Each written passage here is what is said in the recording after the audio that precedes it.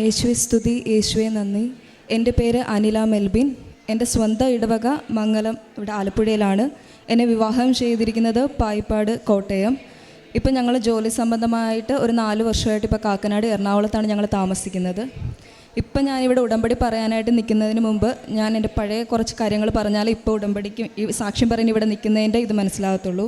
ഞാൻ ആദ്യം ഉടമ്പടി എടുത്തത് 2018 2018 മുതൽ ഉടമ്പടി എടുത്തത് മുതൽ ഞങ്ങൾ എല്ലാ ഞായറാഴ്ചയും, ഞാനും എൻ്റെ അപ്പായും, ഇപ്പം ഞാൻ എറണാകുളത്താണ് ജോലിക്കെങ്കിലും എല്ലാ ശനിയാഴ്ചയും വീട്ടിൽ വരും. ഞായറാഴ്ച ഞാനും അപ്പായും മുടങ്ങാതെ എല്ലാ ഞായറാഴ്ചയും ഇവിടെ വരുമായിരുന്നു. അങ്ങനെ ഞങ്ങൾക്ക് കുറേ സൗഖ്യങ്ങളെല്ലാം കിട്ടി. ഞങ്ങളിവിടെ എപ്പോഴും വരുമായിരുന്നു. 2020 എൻ്റെ വിവാഹം നടന്നത്. മാതാവിൻ്റെ അനുഗ്രഹത്താൽ നല്ലൊരു കുടുംബത്തിലോട്ടാണ് വിവാഹം ചെയ്ത് വിട്ടത്. ഒരു ദുശീലങ്ങളോ ഒന്നും ഇല്ല ഹസ്ബൻഡിന്. എൻ്റെ അമ്മേനേക്കാളും അല്ലെങ്കിൽ എൻ്റെ അച്ഛനേക്കാളും നല്ല രീതിയിലാണ് എൻ്റെ ഹസ്ബൻഡിൻ്റെ അമ്മയാണെങ്കിലും അച്ഛനാണെങ്കിലും എല്ലാം നല്ല രീതിയിൽ തന്നെയാണ് ജീവിതം മുന്നോട്ട് പോകുന്നത്. അങ്ങനെ വരുമ്പോൾ പിന്നെ എല്ലാ ഞായറാഴ്ചകളിലും ഇവിടെ വന്നുകൊണ്ടിരുന്ന ഞങ്ങൾ ഇപ്പോൾ കല്യാണത്തിൻ്റെ അന്ന് തന്നെ ഞാനും അപ്പായും എല്ലാ വീട്ടിലും കല്യാണം കഴിച്ച് വിടുമ്പോഴത്തേക്കും മക്കളും അച്ഛനും തമ്മിൽ ഒരു കരച്ചിൽ കാണുമല്ലോ. ആ കരച്ചിൽ തന്നെ ഞങ്ങൾ രണ്ടുപേരും കൂടെ പരസ്പരം കരഞ്ഞത് ഇനി എങ്ങനെ എല്ലാ ഞായറാഴ്ചയും കൃപാസനത്തിൽ ഒരുമിച്ച് വരുമെന്ന് പറഞ്ഞുകൊണ്ടായിരുന്നു. അങ്ങനെ എല്ലാം ആ മുടക്കം അപ്പ ഇതുവരെയായിട്ടും മുടങ്ങിയിട്ടില്ല. 2018 തുടങ്ങിയത് ഇപ്പോൾ ഈ കഴിഞ്ഞ ഞായറാഴ്ച വരെ എല്ലാ ഞായറാഴ്ചയും മുടങ്ങാതെ എൻ്റെ അപ്പ ഇവിടെ കൃപാസനത്തിൽ വരാറുണ്ട്. കൊറോണ ടൈമിലാണെങ്കിലും പോലീസിൻ്റെ കാര്യങ്ങളൊക്കെ സ്റ്റാർട്ട് ചെയ്യുന്നത് 5:30-6 മണിയൊക്കെ ആകുമ്പോഴാണ്. അതിന് മുമ്പ് തന്നെ അപ്പ ഇവിടെ വരും. ഇവിടെ പുറത്ത് വന്നിരുന്ന മാതാവിനോട് പ്രാർത്ഥിച്ചിട്ടാണ് പോയിക്കൊണ്ടിരുന്നത്. അങ്ങനെ കല്യാണം കഴിഞ്ഞതോടുകൂടി എല്ലാ ഞായറാഴ്ചയും വരുന്നത് മാറി. എപ്പോഴാണോ ഇതുവഴി പാസ് ചെയ്യുന്നത് അപ്പോൾ ഇവിടെ വന്ന് പ്രാർത്ഥിക്കാനായിട്ട് തുടങ്ങി. പിന്നെ കൊറോണ സ്റ്റാർട്ട് ചെയ്തതോടെ ഉടമ്പടി മുടങ്ങിയായിരുന്നു. എന്നാലും എല്ലാ ദിവസവും പ്രാർത്ഥിക്കും. അങ്ങനെ വന്നപ്പോഴത്തേക്കും 2020 ലാസ്റ്റ് ഡിസംബർ ആയപ്പോഴത്തേക്കും ഞാൻ പ്രഗ്നൻ്റ് ആയി. ഡെലിവറിയുടെ ടൈം ആയപ്പോഴത്തേക്കും ഒരു വേദന കാണുമല്ലോ. പക്ഷേ ആ വേദന എനിക്ക് പേടിയായതുകൊണ്ട് എപ്പിഡ്യൂറൽ പ്രിഫർ ചെയ്തിട്ടുണ്ടായിരുന്നു. പക്ഷേ ഡെലിവറി ടൈമിൽ കുഞ്ഞിന് വെയിറ്റ് ആയതുകൊണ്ട് നോർമൽ പറ്റില്ലായിരുന്നു, സിസേറിയനിലോട്ട് തന്നെ പോകണം. അപ്പോൾ എനിക്കറിയാം ഇവിടെ വന്ന് മാതാവിൻ്റെ അനുഗ്രഹമായിരുന്നു എൻ്റെ ചേച്ചിക്ക് 2 യൂട്രസ് ആയിരുന്നു. പക്ഷേ മാതാവിൻ്റെ അനുഗ്രഹത്താൽ ഒരു കുഞ്ഞിനെ ലഭിച്ചു. ആ ചേച്ചിക്ക് മാത്രമായിരുന്നു നോർമൽ ഡെലിവറി. ബാക്കി എൻ്റെ കസിൻ ചേച്ചിക്കെല്ലാം സിസേറിയൻ ആയതുകൊണ്ട് എനിക്കറിയാം അതിൻ്റെ പെയിൻ എന്തുമാത്രമായിരുന്നു എന്നുള്ളത്. പക്ഷേ എൻ്റെ കാര്യത്തിൽ മാതാവിൻ്റെ നല്ല അനുഗ്രഹം ഉണ്ടായിരുന്നു. ഭയങ്കര ഒരു ഡീപ്പായിട്ടുള്ളൊരു ഉറക്കമായിരുന്നു എനിക്ക് തന്നിരുന്നത്. കാരണം ഇപ്പോഴും എനിക്ക് ഡെലിവറിയുടെ ഒരു പെയിൻ ഏതാണെന്നൊന്നും എനിക്ക് പറയാനറിയില്ല. ജസ്റ്റ് ലേബർ റൂമിൽ പോയി ഒരു കുഞ്ഞുമായിട്ട് തിരിച്ചു വന്നു എന്നുള്ള ഒരു അനുഗ്രഹം മാത്രം. അതിനുശേഷം സിസേറിയൻ കഴിഞ്ഞ് എല്ലാവർക്കും അത് കഴിഞ്ഞ് ഒരു വേദന കാണും എന്നുള്ളത് എനിക്കറിയാം, ഞാൻ കണ്ടിട്ടുമുണ്ട്. പക്ഷേ എൻ്റെ കാര്യത്തിൽ ഒരു വേദന പോലും എനിക്ക് സംഭവിച്ചിട്ടില്ലായിരുന്നു. അത്രയും അനുഗ്രഹങ്ങൾ മാതാവ് എനിക്ക് തന്നു. പക്ഷേ ഞാൻ പതുക്കെ പ്രാർത്ഥനയിൽ നിന്ന് അകലാനായിട്ട് തുടങ്ങി. കാരണം നല്ല ഫാമിലി, നല്ല കുടുംബം, ഒന്നിനും ഒരു പ്രശ്നമില്ല. അപ്പോൾ ഏറ്റവും കൂടുതൽ ഞാൻ പ്രയോറിറ്റി എൻ്റെ ജോലിക്കാണ് കൊടുക്കാനായിട്ട് തുടങ്ങി. കാരണം എനിക്കൊരു കുഞ്ഞുണ്ടെങ്കിൽ തന്നെ കുഞ്ഞിൻ്റെ കാര്യങ്ങൾ ഹസ്ബൻഡിൻ്റെ അച്ഛനും അമ്മയും പൊന്നുപോലെ നോക്കുന്നതുകൊണ്ട് തന്നെ ഞാൻ ഏറ്റവും കൂടുതൽ പ്രയോറിറ്റി എൻ്റെ ജോലിക്ക് കൊടുക്കാൻ തുടങ്ങി. ഇപ്പോൾ രാത്രിയാണെങ്കിലും പകലാണെങ്കിലും ഓവറായിട്ട് വർക്ക് ചെയ്യും, രാത്രിയാണെങ്കിലും ഇരുന്ന് വർക്ക് ചെയ്യും. അങ്ങനെ ഏറ്റവും പ്രയോറിറ്റി ലൈഫിന് എന്താണെന്ന് ചോദിച്ചാൽ ജോലിക്കായിരുന്നു. അപ്പോൾ അച്ഛനിവിടെ എപ്പോഴും പറയായിരുന്നു, നമ്മൾ ജീവിതത്തിൽ എന്തിനാണോ പ്രയോറിറ്റി കൊടുക്കുന്നത് അതിൽ നിന്നായിരിക്കും നമുക്ക് ഏറ്റവും കൂടുതൽ സങ്കടം വരാൻ പോകുന്നത്. അങ്ങനെ ഈ 2023 ആയപ്പോഴത്തേക്കും ജൂലൈയിൽ ഞാനൊരു പ്രൊമോഷൻ അവിടെ ചോദിച്ചു. അപ്പോൾ അവർ പറഞ്ഞു വീണ്ടും അഡീഷണൽ വർക്ക് എടുക്കുവാണെങ്കിൽ നമുക്ക് നോക്കാമെന്ന് പറഞ്ഞു. അപ്പോൾ ഞാൻ വിചാരിച്ചു 7 വർഷമായിട്ട് അവിടെ വർക്ക് ചെയ്യുക, എങ്കിൽ പിന്നെ ഒരു ജോബ് ചേഞ്ച് എന്തുകൊണ്ട് ആയിക്കൂടാന്ന് വിചാരിച്ചു. അങ്ങനെ ഞാൻ ജോബ് നോക്കി. വിത്തിൻ 1 വീക്കിൽ തന്നെ ഷിപ്പിംഗ് ഫീൽഡിൽ തന്നെ എനിക്കൊരു ജോബ് കിട്ടി. അങ്ങനെ അവിടെ നന്നായിട്ട് പോയി. എന്നിട്ടും മാതാവിനോട് കൂടുതലായിട്ട് അടുക്കുന്നില്ല. ജസ്റ്റ് മാതാവിനോട് നന്ദി പറഞ്ഞു വീണ്ടും ലൈഫ് അങ്ങോട്ട് പോവുക. അങ്ങനെ ഇരിക്കുമ്പോഴാണ് ഇവിടെ സാക്ഷ്യം പറയാനായിട്ട് വന്നിരുന്ന മെയിൻ കാര്യം നടക്കുന്നത്. ഡെലിവറി സിസേറിയൻ ആ പെയിൻ പോലും ഞാൻ അനുഭവിക്കാത്ത എനിക്ക് പെട്ടെന്നാണ് ഒരു വയറുവേദന വരുന്നത്. ഒരു സ്റ്റൊമക്ക് പെയിൻ വന്നിട്ട് ഒരു തിങ്കളാഴ്ച തുടങ്ങിയിട്ട് ഒരാഴ്ചയായിട്ടും എനിക്ക് നിൽക്കുന്നില്ല.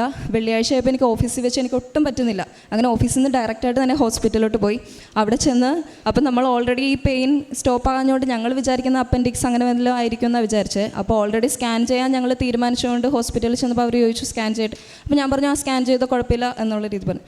സ്കാൻ ചെയ്തപ്പോഴാണ് എൻ്റെ റൈറ്റ് ഓവറി ഓൾറെഡി ടോഷനായി. അതിൻ്റെ സൈസ് ഓൾറെഡി 6.7 mm എന്നുള്ള രീതിയിൽ പോയി. അത് ഓൾറെഡി ഡെഡ് കണ്ടീഷനായി. അത് ഇമ്മീഡിയറ്റ് ആയിട്ട് തന്നെ റിമൂവ് ചെയ്യണമായിരുന്നു. അങ്ങനെ പെട്ടെന്ന് അതിൻ്റെ സർജറി കഴിഞ്ഞു. ലെഫ്റ്റ് നോക്കിയപ്പോൾ ലെഫ്റ്റും ഓൾറെഡി 4.5 ആയി, മൈൽഡ് ബൾക്കി എന്നുള്ള ആ ഒരു കണ്ടീഷനിലെത്തി.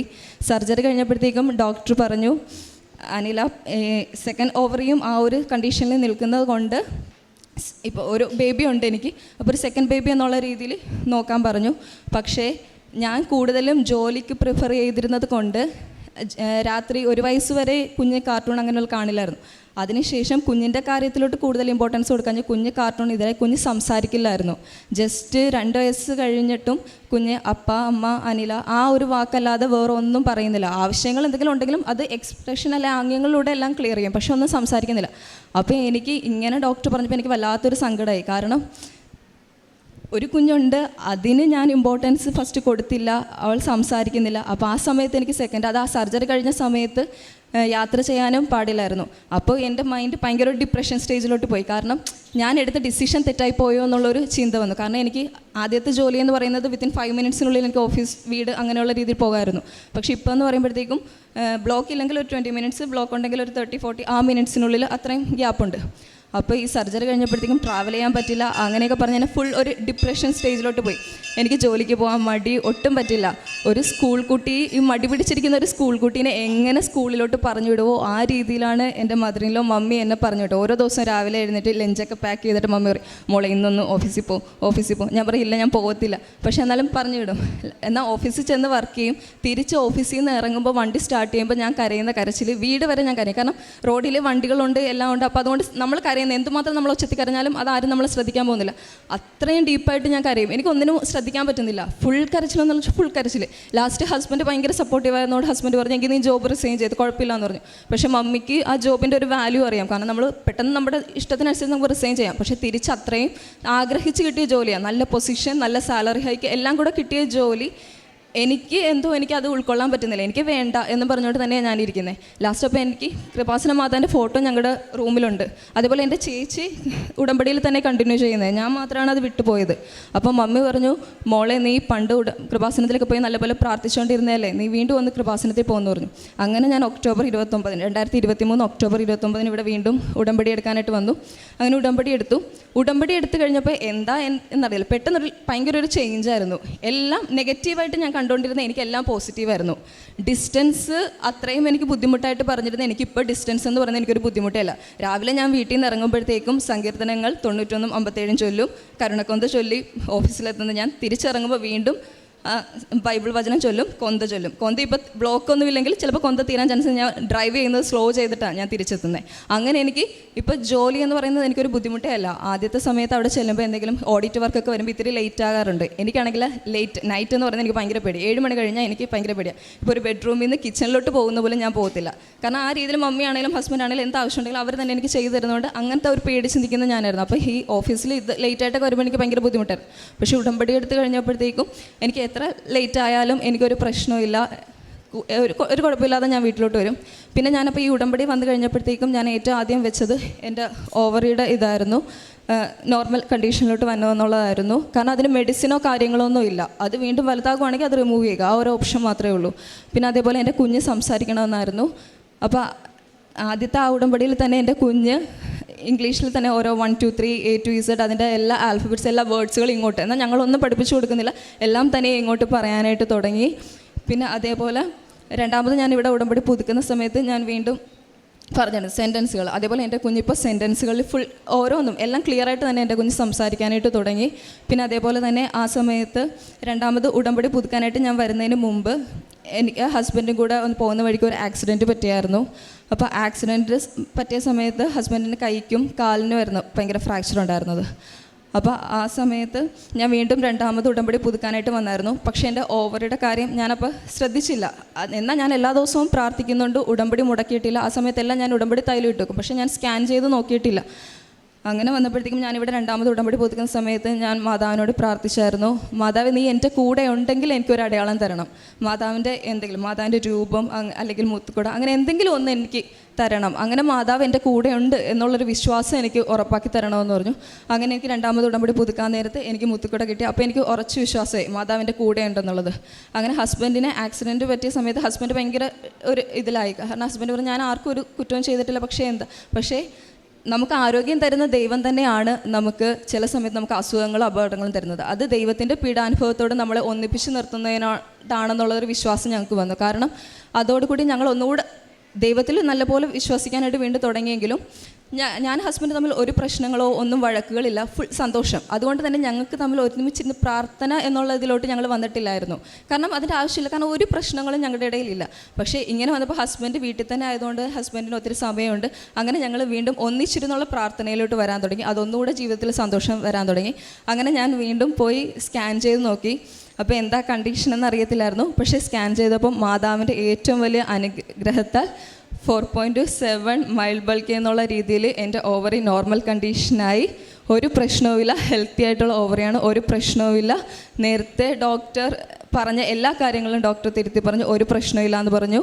അതേപോലെ എൻ്റെ കുഞ്ഞിൻ്റെ കാര്യത്തിലാണെങ്കിലും എല്ലാ മാതാവും നല്ല രീതിയിൽ അനുഗ്രഹം നൽകി. ഓഫീസിൽ പോകുന്നതിനാണെങ്കിലും ഒന്നും എനിക്കിപ്പോൾ ഒരു പ്രശ്നവുമില്ല, എല്ലാം നല്ല രീതിയിൽ തന്നെ മുന്നോട്ട് പോകുന്നു. ഇനി ദൈവിക കാര്യത്തിലാണെങ്കിലും പണ്ട് പ്രാർത്ഥനയിൽ നിന്ന് അകന്നിരുന്ന ഞാൻ ഇപ്പോൾ എല്ലാ ദിവസവും കുർബാന കൂടും. ഒരു ദിവസം പോലും കുർബാന ഞാൻ മുടക്കാറില്ല. അതേപോലെ തന്നെ കൊന്തയാണെങ്കിലും അച്ഛൻ്റെ ഇവിടുത്തെ ഓരോ ധ്യാനവും ആണെങ്കിലും എല്ലാം ആ ദിവസം തന്നെ ഞാൻ കണ്ടിരിക്കും. അല്ലാതെ ഞാനൊരു നെക്സ്റ്റ് ഡേയിലേക്ക് മാറ്റി വെക്കാമെന്നുള്ളതല്ല. എല്ലാ ചൊവ്വാഴ്ച വന്നാലും ആ ചൊവ്വാഴ്ച എപ്പോഴാണോ അത് ലൈവ് സ്ട്രീം ചെയ്യുന്നത് ആ സമയത്ത് തന്നെ അത് ഞാൻ കാണാനായിട്ട് ശ്രമിക്കാറുണ്ട്. മാതാവ് ഈശോയും തന്ന എല്ലാ അനുഗ്രഹങ്ങൾക്കും കോടാനുകോടി നന്ദി പറയുന്നു. കൃപാസനം പത്രം എല്ലാവർക്കും വിതരണം ചെയ്യാറുണ്ടായിരുന്നു. കാരുണ്യ പ്രവർത്തനമായിട്ട് ഞാൻ ഏറ്റവും കൂടുതൽ ചെയ്തുകൊണ്ടിരുന്നത് എല്ലാ മാസവും സാലറി കിട്ടുമ്പോൾ പഠിക്കാനായിട്ട് ബുദ്ധിമുട്ടുന്ന കുട്ടികളെ ആയിരുന്നു കൂടുതലായിട്ട് ഞാൻ സഹായിച്ചുകൊണ്ടിരുന്നത്. കാരണം ഞങ്ങൾ പഠിക്കുന്ന സമയത്ത് കൂടുതലും ഞങ്ങൾ സ്കോളർഷിപ്പ് ആയിരുന്നു.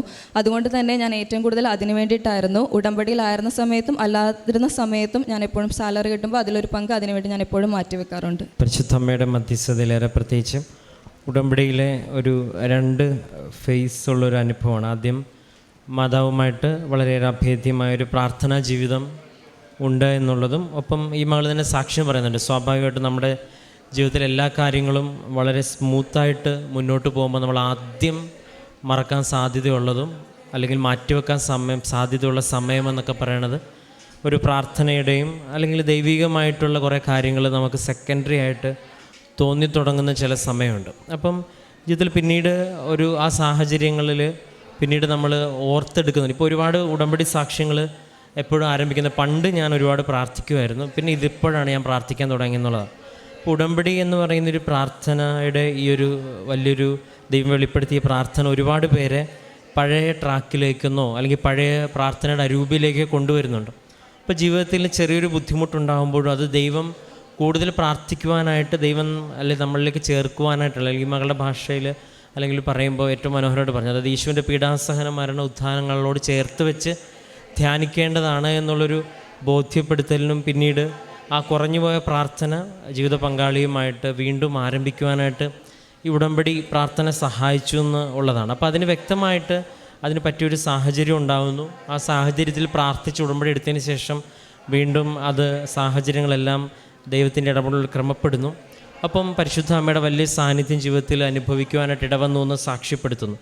വേറെ പ്രത്യേകിച്ച് പരിശുദ്ധ അമ്മയുടെ ഈ ഒരു ഇടപെടലിനും അല്ലെങ്കിൽ നമ്മുടെ പ്രാർത്ഥിക്കേണ്ട പ്രാധാന്യത്തിനെക്കുറിച്ച് ഒരുപാട് പേര് പറഞ്ഞിട്ടുണ്ട്. അപ്പോൾ എല്ലാ സാക്ഷ്യങ്ങളും കേൾക്കുന്നവരാണെങ്കിൽ അറിയാം, എല്ലാ സാക്ഷ്യങ്ങളും അവസാനം വന്ന് ലാൻഡ് ചെയ്യണത് ഒന്നെങ്കിൽ അത് വിശുദ്ധ കുർബാനയിലോ അല്ലെങ്കിൽ കുടുംബ പ്രാർത്ഥനയിലോ അല്ലെങ്കിൽ വ്യക്തിപരമായ പ്രാർത്ഥനയിലോ അല്ലെങ്കിൽ അവർ ചെയ്യുന്ന എക്സ്ട്രാ ആയിട്ട് ചെയ്യുന്ന പ്രാർത്ഥനകളിലൊക്കെയും അല്ലെങ്കിൽ സാക്ഷ്യങ്ങളിലൊക്കെയാണ്.